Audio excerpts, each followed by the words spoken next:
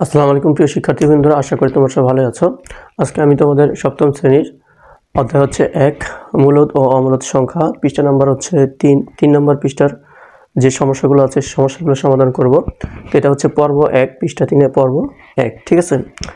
তো দেখো, প্রথমেই 3 নম্বর পৃষ্ঠায় যে কাজটি আছে সেটি হচ্ছে এখানে বলা হয়েছে যে এবার সারণী থেকে একক স্থানে 1 রয়েছে এমন বর্গ সংখ্যা নেই, ঠিক।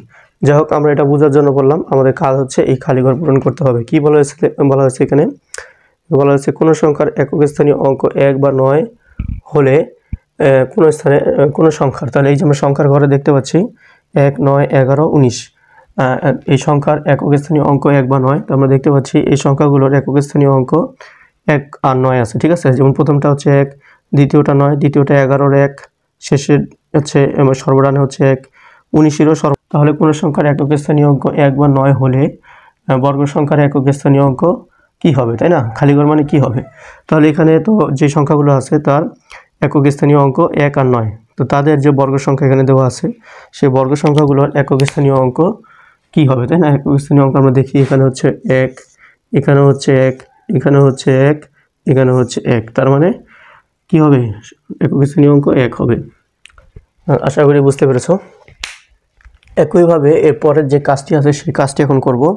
তো এরপরে যে কাজটি সেটা হচ্ছে, দেখো এখানে কি বলছে যে কোনো সংখ্যার একক স্থানীয় অঙ্ক 3 বা 7 হলে এর বর্গ সংখ্যার একক স্থানীয় অঙ্ক কি হবে, ঠিক আছে। 3 বা 7 হলে একক স্থানীয় অঙ্ক, তাহলে চলো আমরা দেখি। এখানে হচ্ছে সেই সংখ্যা, যেহেতু বলছে কোনো সংখ্যার ঘরটা আমরা চেক করি। এখানে আছে 3, 7, 13, তাহলে এই সংখ্যার একক স্থানীয় অঙ্ক 3 বা 7 হলে, তাহলে এখানে 3 আছে, এখানে 7 আছে, এখানেও 3 আছে, 7 হলে একক স্থানীয় অঙ্ক, বর্গ সংখ্যার একক স্থানীয় অঙ্ক কি হবে? তাহলে বর্গ সংখ্যার ঘরটা আমরা চেক করব এবং বর্গ সংখ্যার যে একক স্থানীয় অঙ্ক সেটা চেক করব। 9, 9, 9, তিনোটারই 9, ঠিক আছে। তাহলে 3 বা 7 হলে তিনোটারই বর্গ সংখ্যার একক স্থানীয় অঙ্ক মানে সর্বডানের যে অঙ্ক 9 হচ্ছে, ঠিক আছে। তাহলে আমরা এখানে কি হবে, কি লিখব, কি হবে, 9 হবে।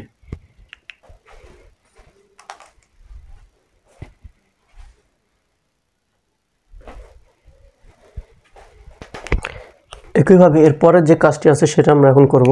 এখানে বলা হচ্ছে কোনো সংখ্যার একক স্থানীয় অঙ্ক 4 বা 6 হলে এর বর্গ সংখ্যার একক স্থানীয় অঙ্ক কি হবে? তাহলে কোনো সংখ্যা, এই সংখ্যার ঘরটা আমরা দেখব। একক স্থানীয় অঙ্ক এখানে বলা হচ্ছে 4 বা 6 হলে, তাহলে এখানে 4 আছে, প্রত্যেকটারই একক স্থানীয় অঙ্ক 4 অথবা 6 আছে, হলে একক স্থানীয় অঙ্ক কি হবে? বর্গ সংখ্যার। তাহলে বর্গ সংখ্যার ঘরটা চেক করব। একক স্থানীয় অঙ্ক দেখি কি আছে, প্রত্যেকটারই 6 আছে, প্রত্যেকটারই 6 আছে, তার মানে এখানে 6 হবে।